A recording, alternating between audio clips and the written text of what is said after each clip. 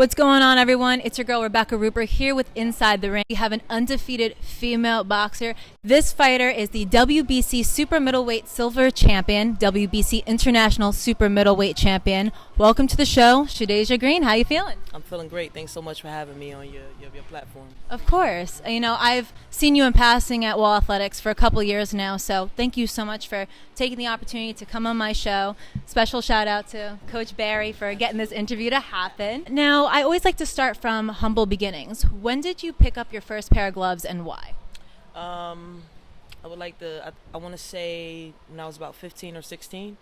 I was actually a really, really good basketball player playing for Patterson Eastside. So I had this coach. He was just always on my case about, staying in shape when the off season and stuff like that. So I just found, because I didn't like to run, so I found myself walking down, strolling down the neighborhood, and I went past Ike's and Randy's. It's a gym in Patterson, New Jersey on Park Avenue.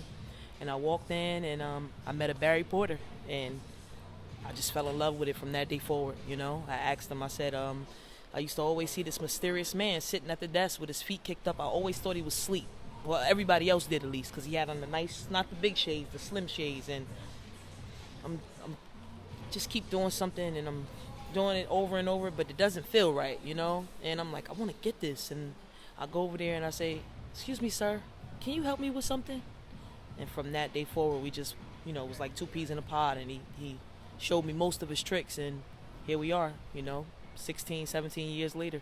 Well, one thing I have to give credit to Barry for is he's not someone to sugarcoat anything. So if he tells you something, he's going to keep it 100 with you. Absolutely. If you weren't meant to be doing this, he would have told you from the jump, not going to waste my time. Yeah, absolutely. He actually kicked me out the gym one time because I had scholarship offers all across my table. I had coaches waiting in my living room, and my mother couldn't find me. I wasn't answering my phone, and she kept calling, and she called him. I don't know how did she even got his number, but she called him and said, Barry, I have these coaches here offering Shadasia a free college education. Could you kick her out and send her home? He came to me and said, you got to go. We could pick back up when you graduate, but I don't got a scholarship for you, so you got to go. That just shows someone's true character of wanting the best for you, too. Absolutely. So you ended up finishing with a degree in hand? Yeah. What do you have? A Bachelor of Science degree in Recreation and Tourism Studies. Okay. I actually traveled the world. I won a CAA championship. I went to the Sweet 16. I met millions of people, and I got a great college education, and came home and wanted to pursue boxing. My mother made a deal with me and said, hey, you bring me your degree, and I'll give you your life. And she stuck with it. So was there a moment in your amateur boxing career, or just any point in your life, where you realized that going pro was what you were meant to do? Yeah, most certainly after the World Championships, and I actually went to the World Championships after 5 fights, and I knew I wanted to lose weight. I was fighting at heavyweight at the time, and I ended up losing the last fight. We fought 4 times in a row, and I said to myself, I never want to be outworked, so, what's the next level? Because if I keep fighting heavyweight, I don't have to run as much, I don't have to be... And running helps you get in shape, so I don't have to do so much cardio because I don't have to lose weight. So I think that point, after I left the World Championships and went to the National, I said it's time for me to turn pro. What's been the biggest transition in regards to your style going from amateurs to pros? Back in the amateurs, they were doing punch count, but I felt like I had a pro style at that time. I felt like when I was boxing for the amateurs, it really wasn't too much to transfer me to the pros. It was more so the experience, fighting in front of a crowd, which I had played basketball in front of huge crowds, but I think it was the fact that I was going there with no headgear on, and I could hear everything, and smaller gloves and the weigh-ins. That's been the biggest transition. In the amateurs, I weighed in. It was no worry, but I mean for the pros, I have to. Sometimes I do a 24-hour dry out, and I'm so moody. I'm so moody. People know not to talk to me. My mom, my sister, my wife, they all leave me alone the week of the fight. So, I mean, it's been a great transition, but a hard one. So your first pro career was back in 2019, correct? Yep.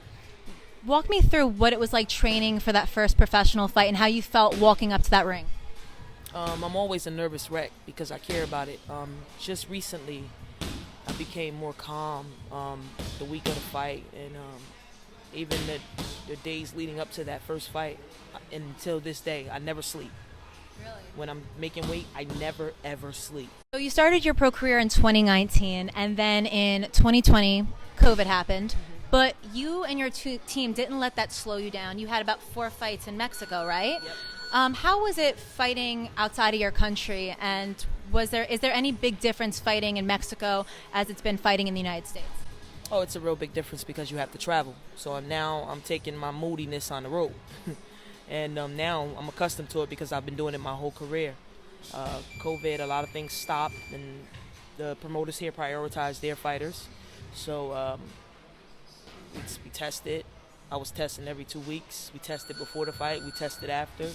And actually, Mexico is another home for me. I have a whole bunch of Mexican fans that run up to me, know exactly who I am. Colombian run up to me, know exactly who I am. But it prepares me to go in other people's backyards too. So it was a great opportunity. Recently, I saw an interview with Brian Custer interviewing Claressa Shields, and she named 3 women that she would love to fight.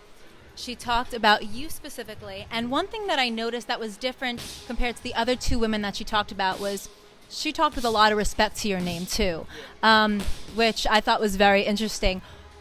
What was your reaction when you saw that interview, and how do you take that? I was honored. Clarissa Shields is considered, the GOAT.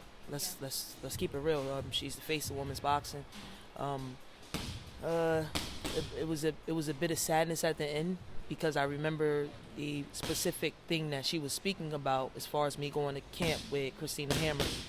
That's probably one of my biggest regrets. But then because to get into detail, me and Claressa Shields, we shared great conversation before. We were cool, and we shared the ring quite a few times. And she's right, like we go at each other, and she's no joke, So I had a bunch of gratitude, a bit of sadness, but a lot of respect. It's a lot of mutual respect there, and I would be honored to share the ring and test my skills against one of the best female fighters there is on the planet. So, yep. So speaking of Claressa Shields, before that fight can happen, October 15th, she'll be fighting Savannah Marshall, hopefully. So what are your thoughts on that fight? How do you think that fight's going to go?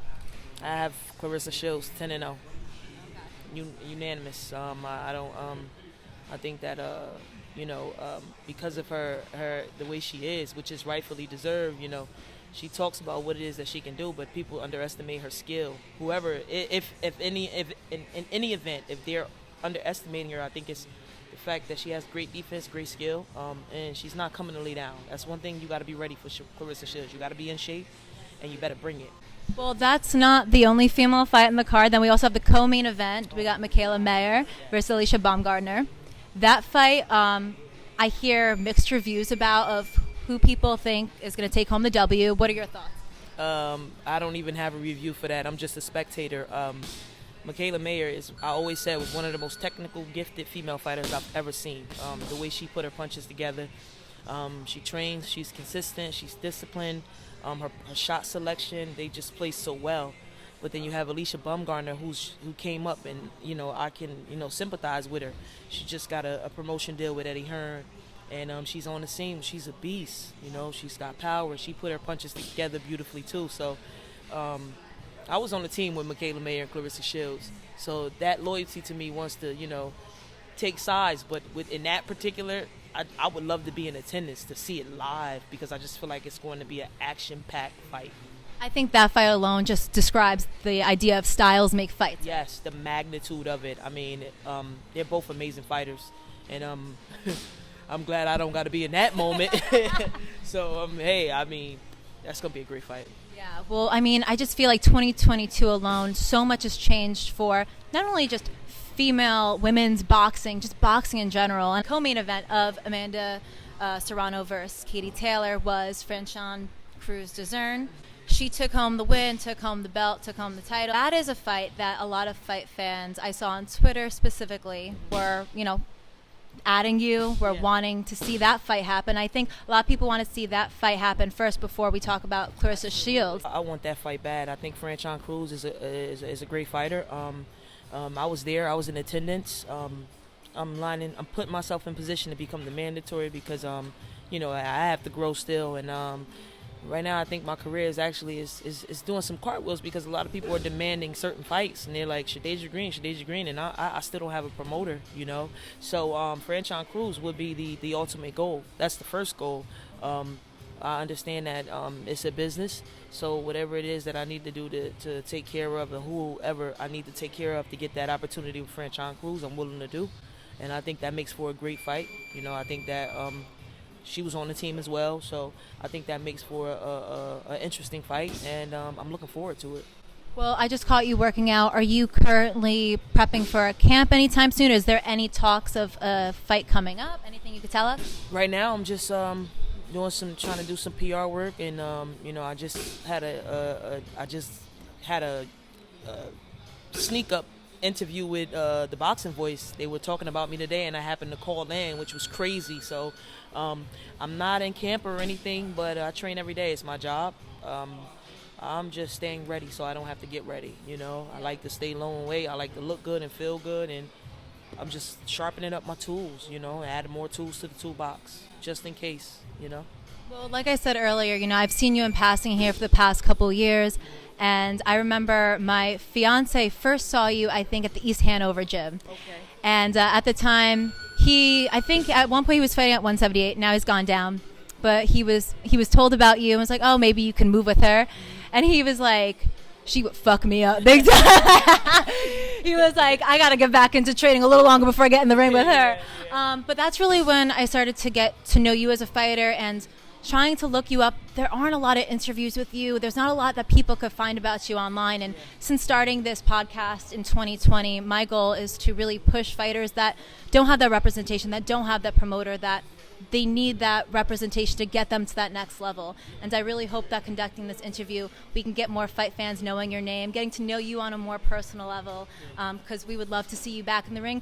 More specifically, I'd love to see you back in the ring, either here in your home state of Jersey or just in the States in general.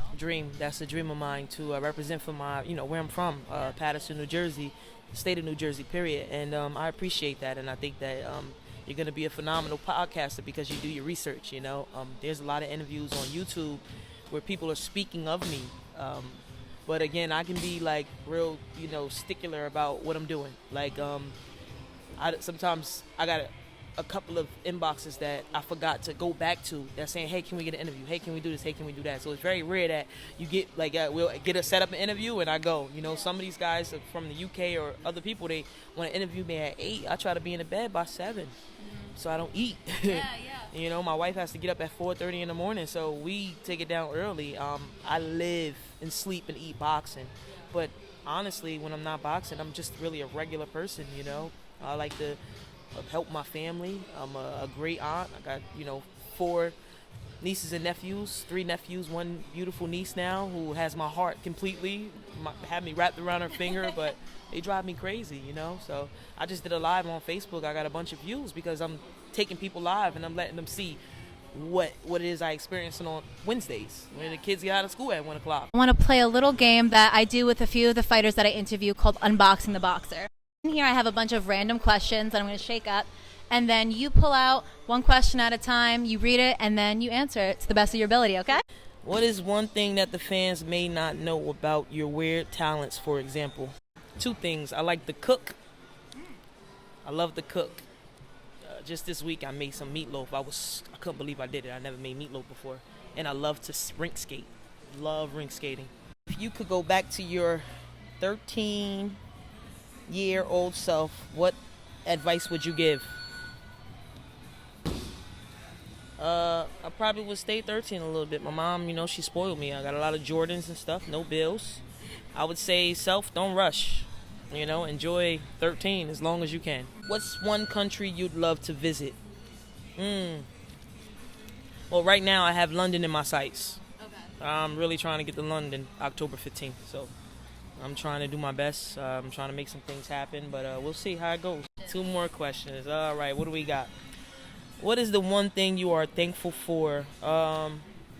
Life, opportunities. God is continuing waking me up every morning for me to do what it is that I love, to love the people that I love.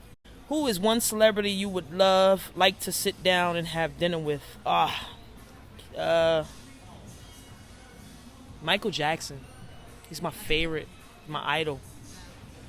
You know, God rest his soul, Michael Jackson. So I should do 1A, right? Maybe 1A. Angela Bassett. And why? She's amazing. Just you know, her character. She seems really precious and like an amazing person. But just the different movies that she played in, it just shows me, you know, you have to be filled with so much strength and integrity to do that. And I believe in integrity. So that's a weird one. I can't believe I said that one because there's so many more. But, you know, that's it, right? See, but that's the beauty of the game, though. It just makes you think off the top of your head, and then you just have to roll with it. I got to steal this game for game. That was cool. You guys saw it here first, though. So Yeah. if any of the major networks take this from me, I'll be like, you know what? I got receipts from a few months back. Yeah, definitely. So if you have anyone you want to shout out, any sponsors, feel free to do that now. I want to shout out to RX. It's my water sponsor. They supply me with all the best drinking water there is. RX, rehydration, amazing people. My trainers, Barry Porter, terrific guests. My management, my wife, my family. I love everybody. And I appreciate you for allowing me to, showcase and talk about myself on your platform. Thank you. I appreciate you. Thank you so much, Shadasia. Thank you, Wall Athletics, for allowing us to do this awesome interview here. Yeah, shout out to Wall Athletics. I'm sorry, this is my second home too. Wall Athletics, Coach Wall, I love you. His wife, his family, his sons. Great atmosphere, great venue, best gym in town.